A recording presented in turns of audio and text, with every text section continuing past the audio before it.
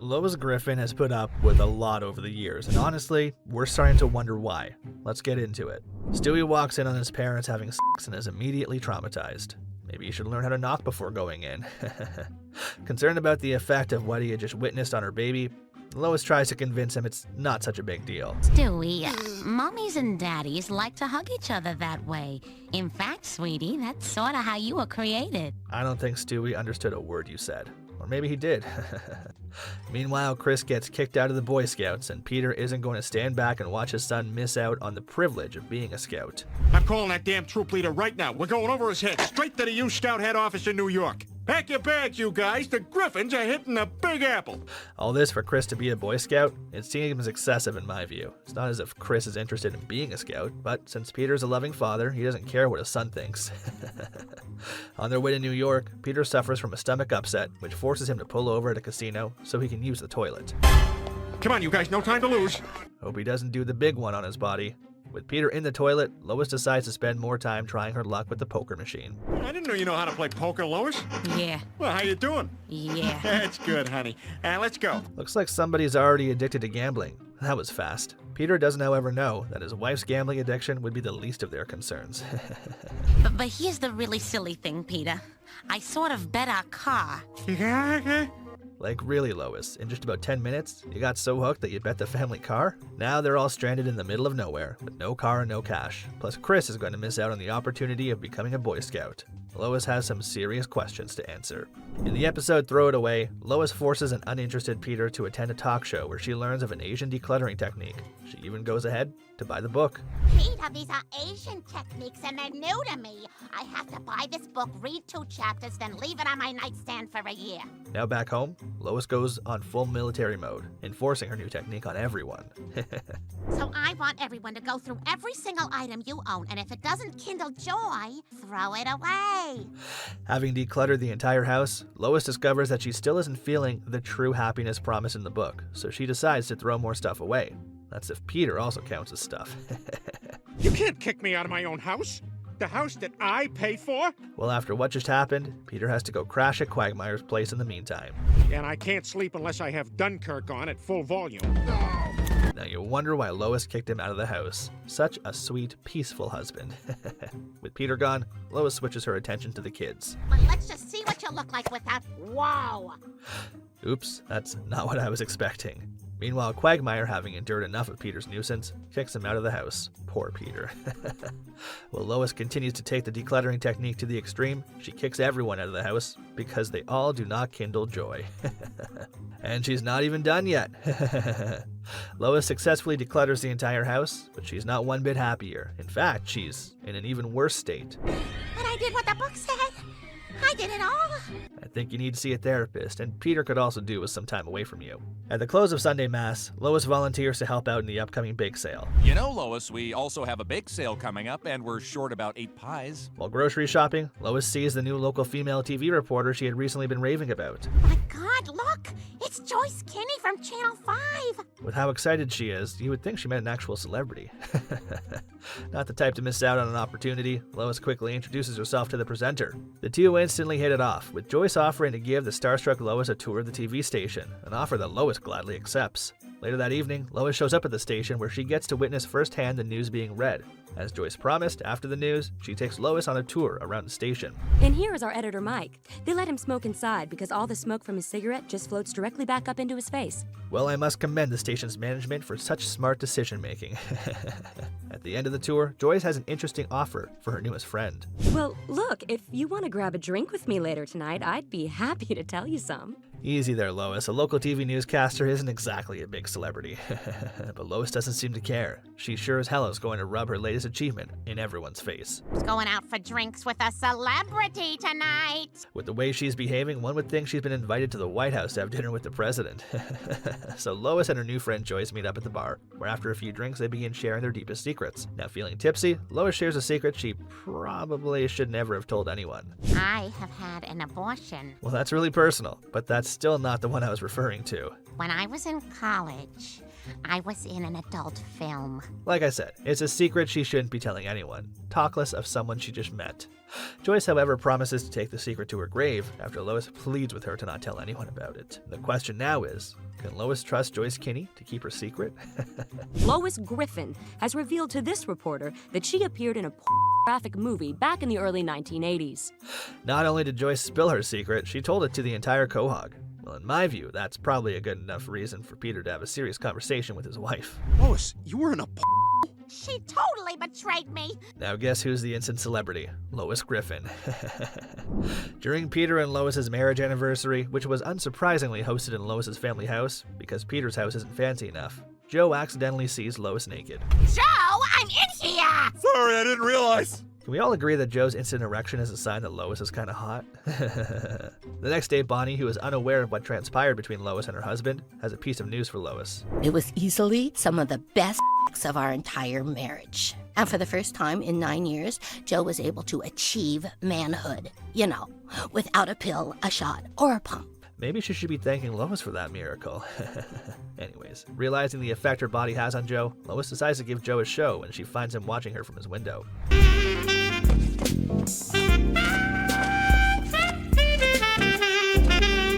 Lois Griffin, you are adding spice to that marriage. You could look at it that way, or you can actually say the truth, which is, you are enjoying the attention. Now in the mood for something romantic, later that night Lois tries to work her magic on Peter, but her clueless husband ruins the mood.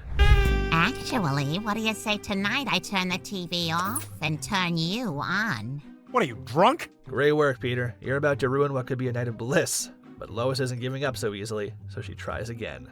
Let's not talk about that, Let's talk about how steamy it's getting in here. Since Peter isn't up for some fun, Lois decides she should keep on helping Joe with his erection. At least that's her way of contributing to a better society. But unknown to her, Joe isn't the only spectator. Oh my God, she's putting on some kind of weird show for Joe. This is a betrayal. Being the good friend that she thinks he is, Quagmire tells Peter what his wife has been up to. I saw Lois strutting around your front yard, basically putting on a show for Joe, and he was into it. What? Come on, Joe's crippled, not a eunuch. Mad at Joe for ogling his wife, Peter goes to his apartment to give him a piece of his mind, which ends up in Joe getting punched in the face. Done with Joe, Peter heads back home to confront Lois, but instead of apologizing to her husband, Lois blames Peter for her actions. I come out of the bathroom in my underwear last night and all you want to do is look at James Cromwell. Yep, that would definitely hurt any woman's feelings. To get back at his wife, Peter decides that the smartest thing to do would be to put on a show for the women in the neighborhood. In my opinion, that's a really petty move.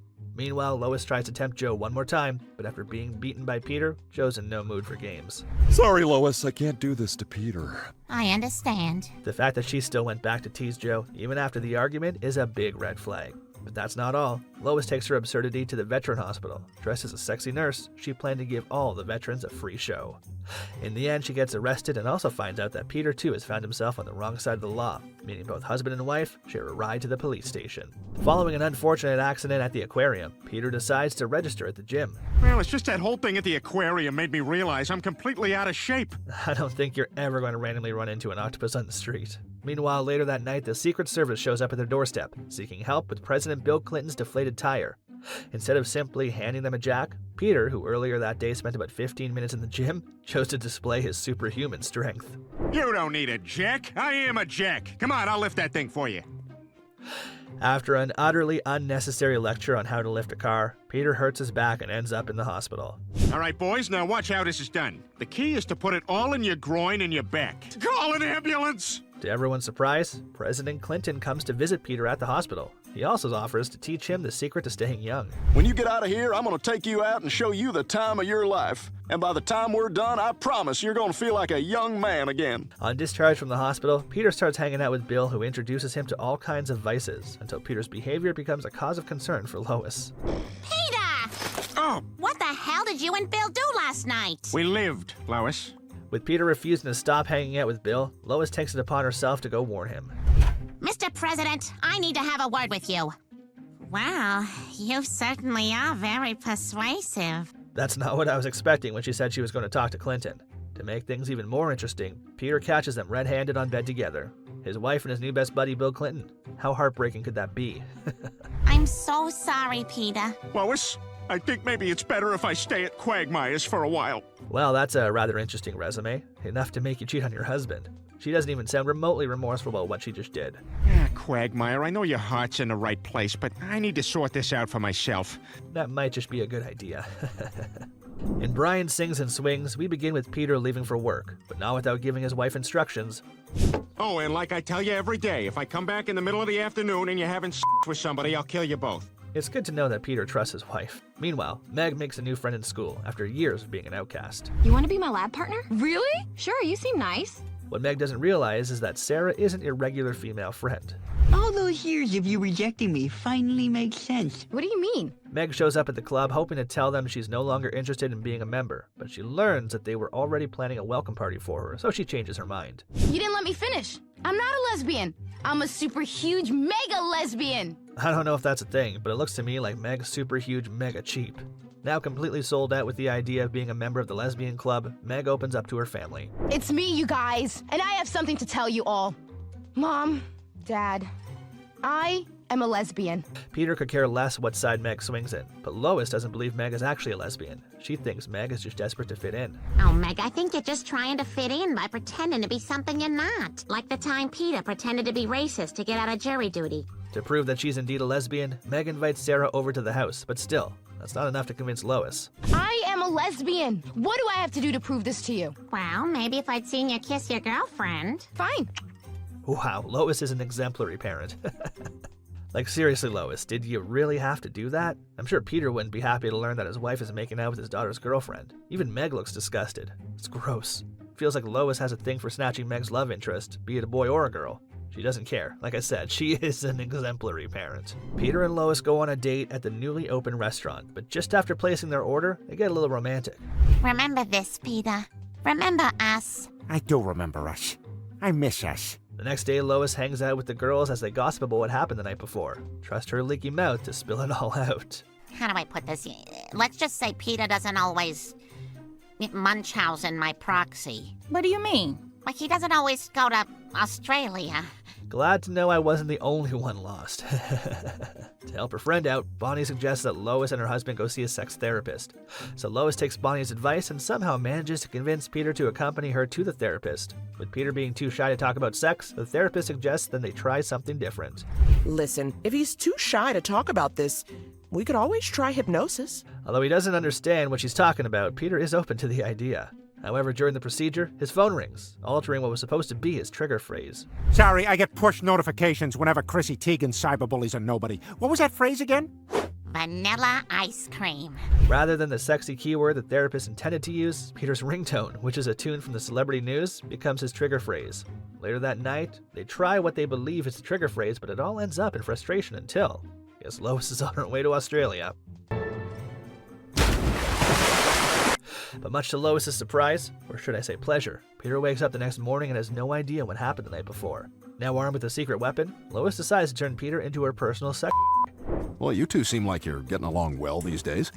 What's that supposed to mean? Nothing. Meanwhile, Lois's scheme backfires miserably when they have dinner at her parents' house. Turns out that her mom wasn't feeling too well, so she requested that Lois bring her meal upstairs. But since Peter is a good-loving husband, he opts to help her out. But while in her mother's room, the trigger comes on. What time is it? Just about 7:30. Why? Oh my god, oh my god! At this point, I'm not so sure who is to blame for that disaster. But hey, Lois has to take a fair share of the blame. With Lois's birthday approaching, Brian suggests that they throw her a surprise birthday party, and the entire family agrees to the plan. You know, Peter, I know Lois is downplaying it, but I think she might actually appreciate it if we threw her a party. Maybe even a surprise party. Weird that the dog actually cares about Lois more than her husband or kids. So on her birthday, Lois walks into her surprise party. Peter, however, has something special planned for her, only that his romantic gesture isn't exactly what she would have wanted. You know, life has a way of changing things. What were once two firm, impressive mountain peaks have become a barren, strip-mined, muddy landslide that droops ever downward. Well, I can't exactly tell you who wrote this crap for Peter, but one thing is sure, Lois didn't like the speech. Brian seems to be the only person standing up for Lois in a house where she's grossly underappreciated. After the horrible showing that was supposed to be her surprise birthday party, Lois, who was hurt by her husband referring to her as old, decides to get a makeover. You know, reignite her youthful glow. The next morning, she shows up completely transformed. Mom, are you okay? Lois, what's going on? What's going on, Peter? I got highlights, I went shopping, and I had my... Just when you think you've seen it all, Lois decides to get a tattoo. But look who just got herself a sick new tat. Oh my God, Mom! With what we are witnessing, Brian might just be right. So while the kids wonder what's going on with their mom, Peter seems to be enjoying the transformation. But soon enough, Peter starts becoming tired of the whole adventure. With Peter struggling to keep up with her new energy, Lois tosses him aside and goes to the Justin Bieber concert with the girls, where she sneaks backstage to seduce the young singer. Just get your pants off, hun. Stop right there! Get away from her! Now that was Lois taking the young forever thing a little too far, although I don't think Justin is to blame for what just happened. Lois takes the kids grocery shopping, and at the counter, she discovers that she's a little short on cash. But instead of returning some of the items like a good citizen would, she does something shocking. Oh no, I forgot to go to the bank. I'm a little short. I'll have to put the ham back. Wait a minute, did she just put it in her purse? Looks like she did. Back at home, Brian suspects foul play, so she quickly lies to him. Hey, is that ham? I thought you put that back. Oh, no, I put the other ham back. Not so bad a lie, Lois, not bad at all. Following the success of her first heist, Lois visits the boutique where she embarks on a shoplifting spree. Crazy how she got away with all those items without being caught.